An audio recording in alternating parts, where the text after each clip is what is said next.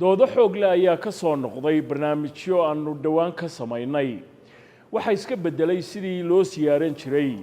sheekha Soomaalida badankoodu ay yaqaanaan Sheekh Yuusuf Al-Kawnayn oo ku magac dheer Awbar Khadle hada barnaamijkan waxa marti igu ah oo igala qayb galaya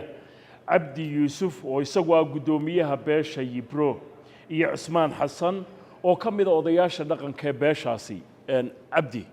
barnaamijka ku soo dhawaada adiga iyo Cusmaanba hadii adiga aan kugu bilaabo dooda barnaamijyada aad ka qabtaa maxay tahay بسم الله الرحمن الرحيم والصلاة والسلام على رسول الله صلى الله عليه وسلم على السلام عليكم ما تصنتي أدب ما تصنتي إن ما نسوم مرتقل السوق وقريب نجس السوق رنتي برنامج كاس وإن هي شيء إفكتس بدن أما هالنقطة غيركي أي خصين يسي أما هالنقطة جوبتي أكتر يتاريخي marka waxa weeyaan runtii in aan bayaaminno waan jecel lahay wixii halka ka jiray ee runta ahaa ee taariikh ahaa ay leedahay meesha waana taariikh jirta oo qoraalkeeda iyo diiwaangelinteedaba iska leh marka aad iyo aad baan runtii u qoonsanay warbixintii laga bixiyey khaasatan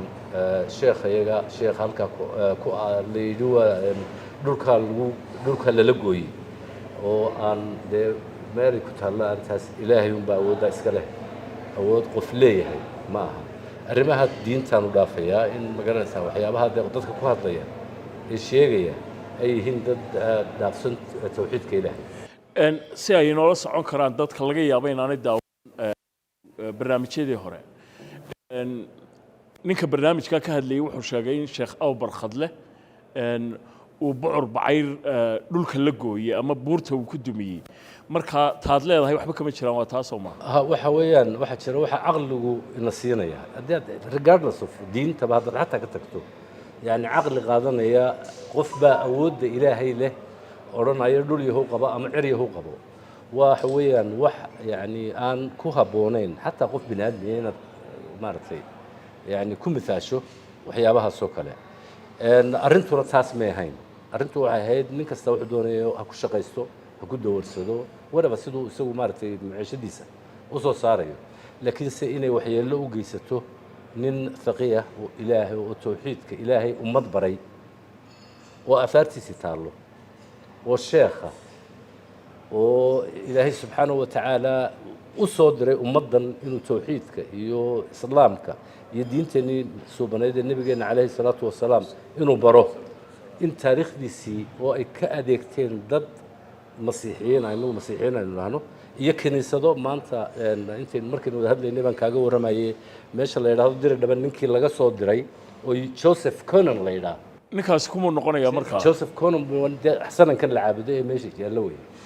يجدوا كان كلك حيور وقد بيجن أو برخد الله يقان صوما أنا جو برخد ناس ما أغان مدة لبعض إلهي نوقف ما يورن ما يوسف الكونين كي إرك يدلوك كل ولا كونين هو كلمة عربية ودكتها فهو كون كي آخرية كي إفكر غار نور أن مرمين أنا واحد يقول نور يبي لا وكونين كون كي آخره يكون كل كبا والنوري أن وحسن واحد قال كروت ما هذا عبدي واديك وكوكو سو نقون دونا هدي عثمان حسن أنا قدبو عثمان سيدا عبدي وشيغيو طبعا يدنكو وديدنتين اما دود وين با كقبتا arrimaha barnaamijyada hore ku jiray idinku taariikhda haysan maxay tahay bismillah ta aad baan ku salaamayaa Cabdisalaam Ibrahim Reer wariyay weyna caanka ahaa tamam taariikhdan ayaa waxa weeye sheekhu inuu yimid halka Sheekh Maxamed Shaqaaqad bin Xaniifa dabatu halka dadka diinta uga bariyay diintii Ilaahay bariyay kabacdi gaaladii Itoobiya joogtay ku soo duushay kabacdi halka uu ku burburay signalka lagu dilay saan taariikhda ku hayaano kabacdi dadkii markaa joogay eheliyadiisa ha wad garasa Cabdisalaam meel dagaal ka dhacay oo xukunkii markaa jiray la burburiyay la kala adkaaday kala aha wad garasa dadku ay ka sameynayaan imaka tusaalada ku soo qaato meel aan reerkaygu deganayn u jirto Zambia Tanzania Uganda Afrika oo dhan dhulka Soomaalida waan ogaa laakiin Afrikada kalena waa degan yihiin markaa dee burburkii baa keenay markaa arrinkan ay leeyihiin barnaamijyada qaar ay ku soo dareen dadka qaarka wajahilnimo sheekhu waxaan ugu dhegeysan kastoona waraysigaa si fiican u dhegeysan waxaa laga soo daayey 7 cisho haysan jiray dumarka ha aroosadaha ha 7 cisho hadalka Soomaalidu waa margi kolba waa sidii loo rogo iyaga jaahilo 7 cisho ku haynay meel gaar lagu haynay markaa inay u tagin marka dhiigga leeyahay meel ku haynay markaa sidan kale u fasilay isaga haysta maalin weyd baan sheekh dir ka dhageysanayay nin le sheekh aroos baana soonta meel lagu leeyahay soonta meel lagu leeyahay markaa dadkii waqtigaa joogay maxaad u malaynaysaa qarniyada joogay yaani waxay la tahay jaahilnimadii waqtigaa jirtay kulli magada lafteedu way jirtaa waaye haddaan ku soo noqdo guddoomiyaha beesha cabdi yuusuf cabdow mar dhaweyd aanu sheekaysanay waxaad ii sheegtay inaad haysaan qoraallo aa u daliishanaysaan taariikhda sida idinku u dhigaysaan qoraaladaasi xaggee yaallaan cabdisalaam waxa weeyaan qoraalladani waxay yaallaan sidaan kuu sheegay kiniisadaas nin caddaana christiana oo oday abtiga oo Jabuuti garanaysa xaaji cabdi oo Jabuuti u yimi markaasuu u sheegay ninka halkaa jooga ninku yahay dabale kitaabkina halkan u yaallaa buu waran ogeyn u yaalla kitaab kiniisada diridhabe ayaa laga helayaa ninkii yimi meesha iyo mishinkii uu socday wuxuu ahaa mishinku uu socday waxay ahayd inuu ninkaas sheekha ah meesha ka burburiyo oo dagaal lagu qaado oo la soo baabiyo waanay dhacday sidii bay u dhacday cabdo haddaan kaa dhex galo haddii sidan aad u sheegayso uu ahaa sheekh caalim ah magacan Bucur Bacayr xaguu ka yimi markaa magacu waxa weeye waa magac cajiib ah sidaad og tahayba dadkeenu haddaad imika tiraahdo dadka baadiya jooga ashahaado ama nabi maxamed calayhi salaatu wasalaam magaciisa waxa laga yaabaa inay maartay si yaro u sheegaan ilmaha waxaynu inagu magacyaan u leenahay maaha carabidii dadka ma yaqaanaan marka sheekhan waxaa la oran jiray baayac albaciir wuxuu ahaa geel iibiye baayac albaciir waxa weeyaan geel iibiye weyn geela intuu qaado u fangareeyo dowladdiisan iyo meeshan maamulkiisan geela intuu qaadaa buu iib geyn jiray sacuudiga iyo meeshu ka yimi oo ah riyaad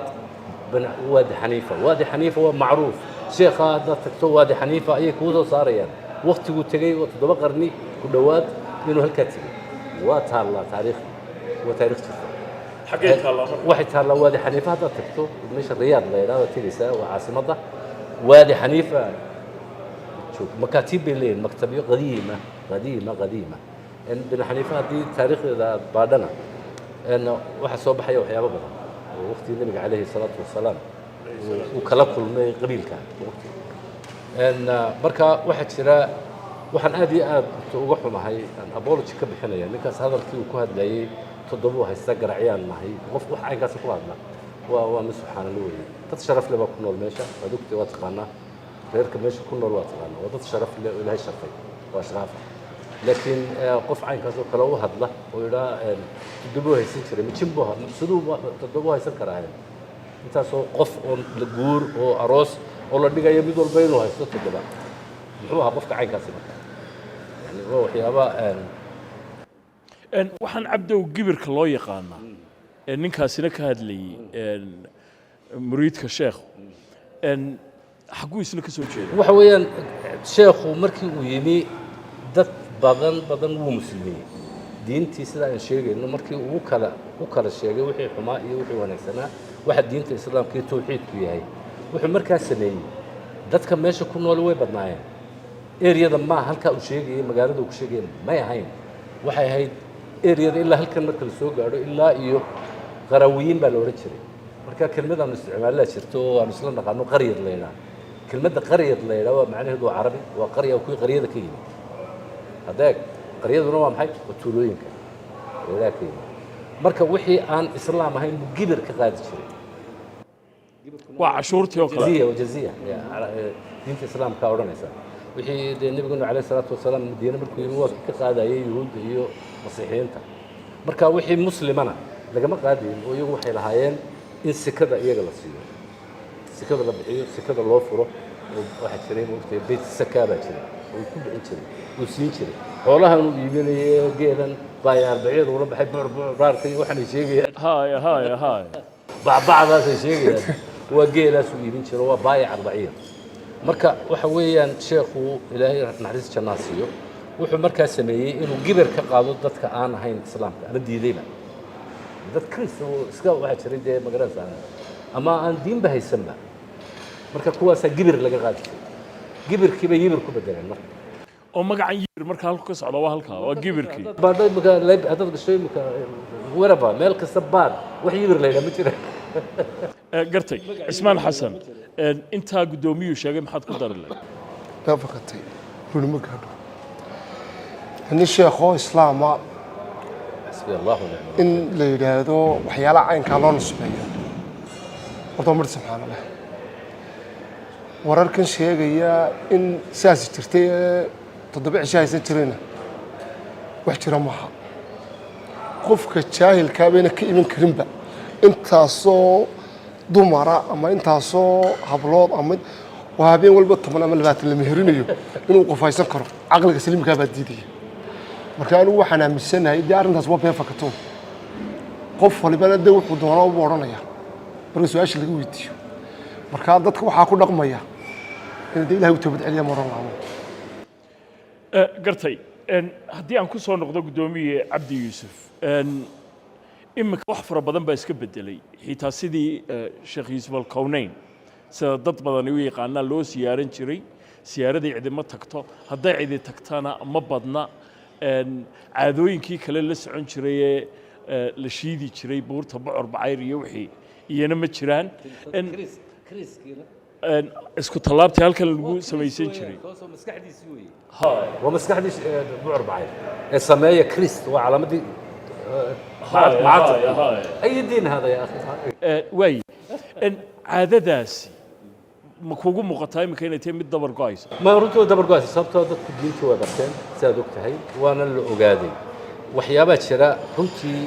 ka baawar weyn xataa hadda ilaa iminkadan ku socda diinta oo culimmadu ay ka hadasho jimci dhoweed wallaahi aan dhegaysanayay khudbaddii maxamed asiya aan ka maqlayay dagaal baa ku socda diinta islaamka laakiin dagaalkaasi ma aha sidii nimankii hore ay sheegi jireen in budhadhiya loo qaatee waxa weeyaan in qaacidada lagaga bedelo technology ninka cusub iyo magaranaysa dagaal caynkaas ayaa diinta islaamka iskaga socday berigaana kaasuma lagu qaaday sheekh waxaan sumcadda xumeeyey ee wasladda xaaraanta ka dhigay ee reeraha dhan ee muslimka ee muuminiinta ka dhigay dad magaranaysa shadaadiin siduu ninkii sheegayay uu jim ku sheegay waxa weeyaan dagaal ay ku jireen nimankan saliibiyiintii ama mubashiriinta isku yidhaahda iyagu isku sheega inay diin fidinayaan oo mubashiriin yidhahdaan waxa weeyaan wax loogu talagalay bay ahayd dagaal lagu soo qaaday bay ahayd oo ay ka dambaysay kiniisaddu sidaan kuu sheegay marka tii uunbaa dadka jaahiliintaa la geliyey tii uun bay maaragtay qaateen laakiin hadda waa la waayey ma jiraan wixii hadda isla su-aasha haddaan ku weydiiyo ugu dambayntii cismaan xasan caadooyinkaa muddada dheer soo jiray iminka ma kuugu muuqdaan inay sii dabar go'ayaan kolley waktigan iminka joogno waxa lagu jiro waqti casri ah dadku waa laga yaabaaba inayna dadkii wixii hore ay ku dhaqmayeen u fahmeen inay diin la-aantay ilmaa isagoo sidee jir qur-aanka dhammaynayaaba isagoo 15 jir gaadhinbu axaadiistii tafsiirka dhegaysanaya isagii baa kuwanaya waxaan maxay yihiin waxaan lagu hadlaya dadka miyay kala wanaagsan yihiin muslim ma kala wanaagsana waxa lagu kala wanaagsan yahay buu ku leeyahay diinta marka anu boqolkiiba boqol waxaan aaminsanahay qarnigan iminka soconaya in waxaas dhammaanayaan waxaan odhan lahaa barnaamijkii hore tegey dhibaatadii uu geystay khaasatan dadkii de ehelka u ahaa annagay ahayd in magaranaysa aan ka warranno taariikhdu siday tahay laakiin nin gidaar iska fadhiya ayaa wuxuu doona iskaga hadlay ninkaasina wuxuu u ekaa nin dee qabiil ahaan u hadlayay buu ahaa oo magaranaysa in aanay dadkayagii ama intii uu dhibkaasi gaadhay u qaadan reerka halkaa degan ee sharafta ee ashraafta inay waxaan iyagu ay maaragtay dembi ku leeyihiin dembina kuma laha dad sharaf walaaladaya aan sharafno ehel sharafa wanaag iyo walaalnimo naga dhaxayso marka sidaa ha u qaataan dadkii barnaamijkaas ee annaga ahaa ee dhibsaday ee arkay inaanay ahayn arrin qabiil may ahayn aad iyo aad baa labadiinuba mahadsan tihiin waa hagaag intaasna waxaa ku dhan barnaamijkan oo idinka imanayay magaalada hargeysa barnaamijkanna waxaa marti igu ahaa cabdi yuusuf oo isagu ah guddoomiyaha beesha dadka qaarkood ay u yaqaanaan yibro iyo cusmaan xasan oo ka mida isla odayaasha beeshaasi barnaamijkiina intaasu ku dhayay intaynu dib u kulmayno nabadgelyo